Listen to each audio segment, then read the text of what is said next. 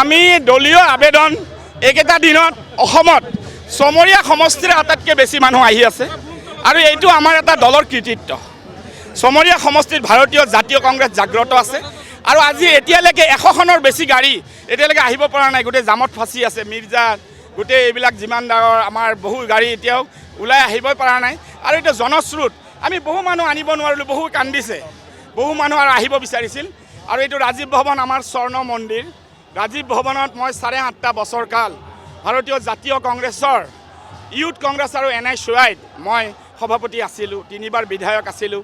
মোক যি অপৰিসীম মৰম আৰু সেৱা কৰিবলৈ সুযোগ ভাৰতীয় জাতীয় কংগ্ৰেছ হাইকমাণ্ডে দিছে আৰু তাক মই কেতিয়াও জীৱনৰ বাটত কেতিয়াও পাহৰিব নোৱাৰোঁ।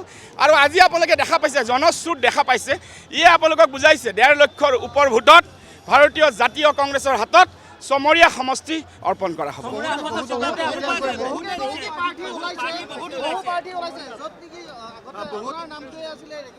এতিয়া শুনক, 50,000কে টকা জমা হৈছে, মই কিমান ভাল পাইছোঁ। এটা টকা আমাৰ দৰকাৰ।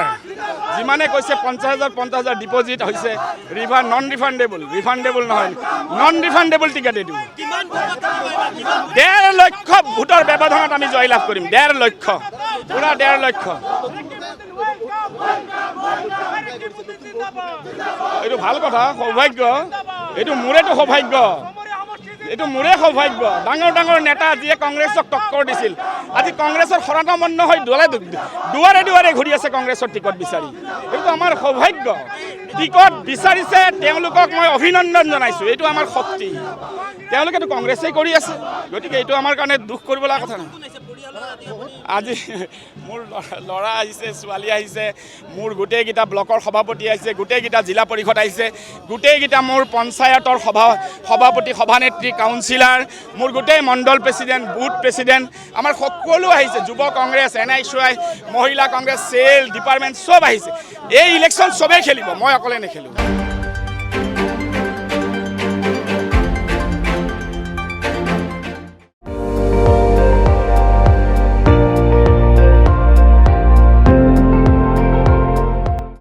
আপুনি চাই আছে ND24, সৰ্বশ্ৰেষ্ঠ নহয়, সৰ্বোত্তমৰ দৌৰত।